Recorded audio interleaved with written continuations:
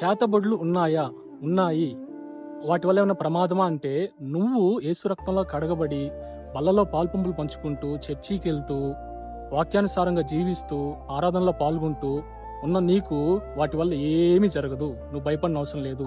ఒకవేళ నీ మీద ఎవరైనా ప్రయోగాలు చేసినా, మాంత్రిక ప్రయోగం చేసినా, చేతబడులు చేసినా నీకైతే ఏమీ కాదు. నువ్వు భయపడిన అవసరమే లేదు.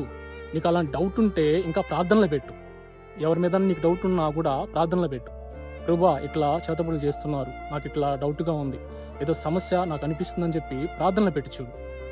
ఏమీ కాదు, నీ కుటుంబానికి ఏమీ కాదు. ఎవరైతే ఆ ప్రయోగాలు చేస్తున్నారో వారికే అవి తిరిగి కొడతాయండి. ఎందుకంటే దేవుడు లేఖన భావం ఒక మాట ఉంటుంది, ఎవరైతే తవ్వుకున్న గుంటలో వాళ్ళే పడతారని చెప్పి. నిజమే, అవి చేసిన వాళ్ళే శాపాన్ని మీదేసుకొని లేనిపోని సమస్యలు గురవుతారండి. అంతేగాని ఆ చేతబడుల వల్ల నీకు నీ కుటుంబానికి ఏమీ కాదు. భయపడద్దు.